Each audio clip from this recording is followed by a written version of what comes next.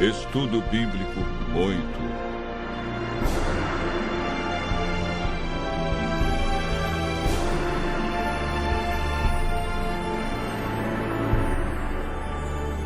O milênio.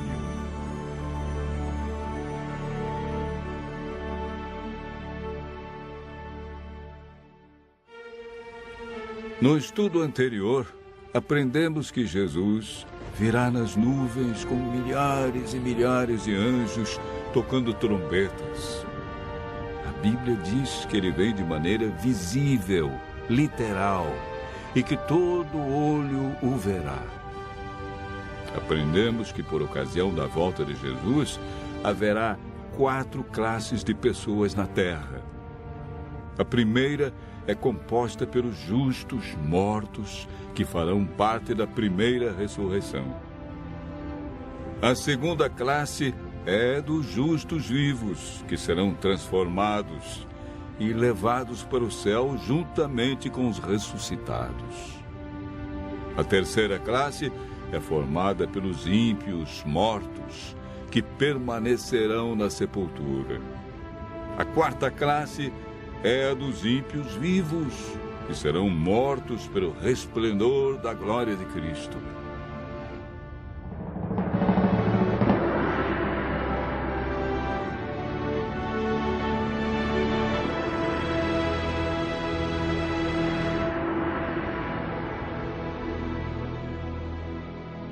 Hoje vamos aprender um pouco mais sobre o milênio.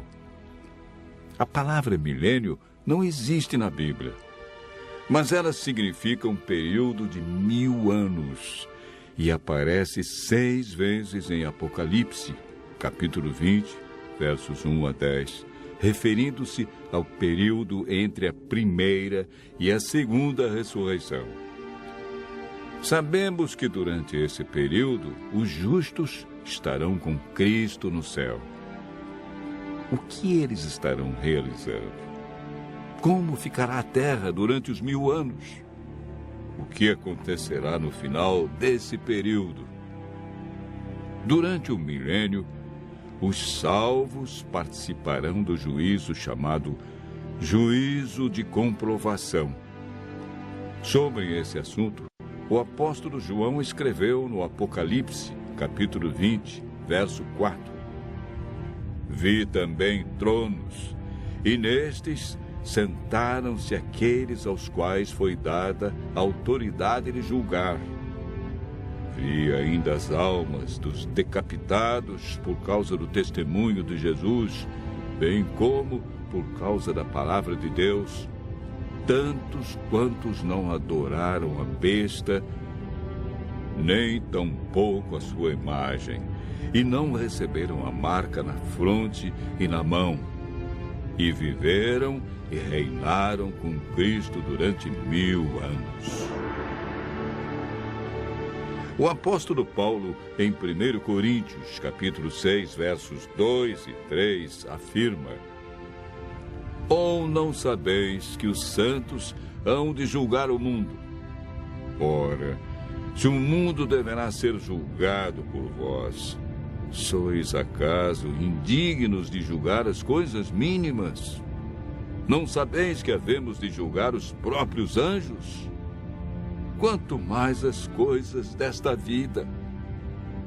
Esse julgamento que ocorre durante o milênio não decide quem está salvo ou perdido. Essa decisão é tomada por Deus, em resposta à aceitação ou rejeição de sua graça, antes da segunda vinda. Todo aquele que não participar da primeira ressurreição não terá parte na vida eterna.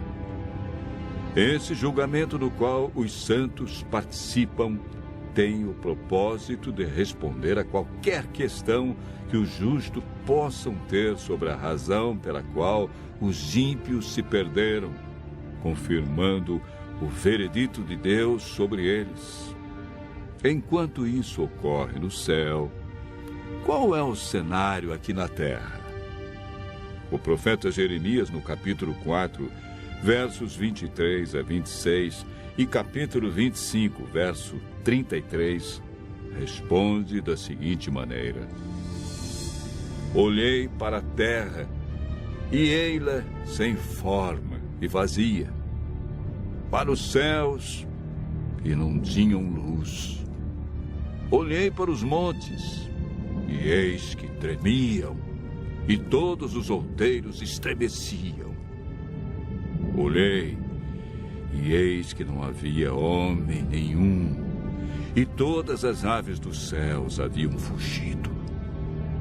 Olhei ainda, e eis que a terra fértil era um deserto, e todas as suas cidades estavam derribadas diante do Senhor, diante do furor da sua ira.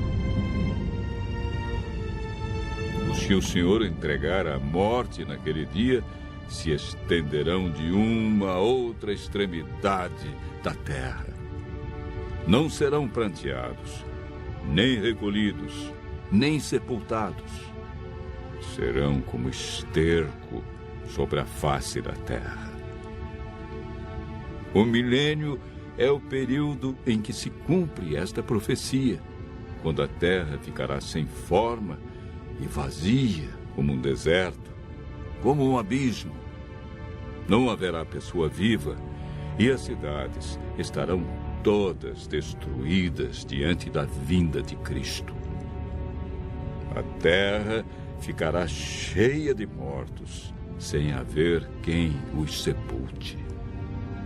Estas circunstâncias são as cadeias que prendem Satanás a esta terra, contemplando o resultado da sua obra de morte e destruição, conforme descrito por João em Apocalipse 20, versos 1 a 3. Então vi descer do céu um anjo. Tinha na mão a chave do abismo e uma grande corrente. Ele segurou o dragão, a antiga serpente, que é o diabo, Satanás, e o prendeu por 1000 anos. Fechou e pôs selo sobre ele, para que não mais enganasse as nações, até se completarem os 1000 anos. Depois disto, é necessário que ele seja solto pouco tempo. Após os 1000 anos, ocorre a segunda ressurreição. Farão parte desta ressurreição todos que rejeitaram a Cristo, sua lei e seu plano de salvação.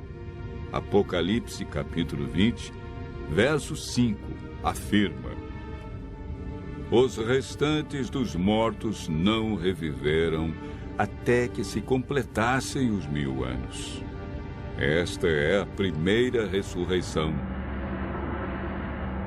Eis agora o grande drama do Apocalipse. Acabaram-se os 1000 anos. Deus ressuscita todos que o rejeitaram e, consequentemente, Satanás é solto de sua prisão. Apocalipse capítulo 20, verso 3, diz que, depois disto, ou seja, depois do milênio, é necessário que ele seja solto pouco tempo. Por que pouco tempo? Porque Satanás realizará a sua última obra de engano na terra, preparando um grande exército, tão numeroso que a Bíblia diz que será como a areia do mar, para atacar a cidade santa, a nova Jerusalém, que João viu descer do céu. Esse maravilhoso acontecimento é descrito por João em Apocalipse, capítulo 21, verso 2. Vi também a cidade santa, a nova Jerusalém, que descia do céu, da parte de Deus, ataviada como noiva adornada para o seu esposo. Enquanto isso, Satanás reúne seu grande exército. Ele tem milhões de pessoas que foram ressuscitadas na segunda ressurreição. Apocalipse, capítulo 20, verso 9, diz: marcharam, então, pela superfície da terra e sitiaram o acampamento dos santos e a cidade querida. Desceu, porém, fogo do céu e os consumiu. O fogo que destruirá Satanás e os ímpios purificará a terra da poluição do pecado. Deus banirá para sempre a tristeza, a dor e a morte. Os justos, então, receberão as boas-vindas para o seu novo e eterno lar. Nunca mais pecado, e nem pecadores, dor, sofrimento ou morte. Continue ouvindo a voz de Deus e se preparando para um novo céu e nova terra.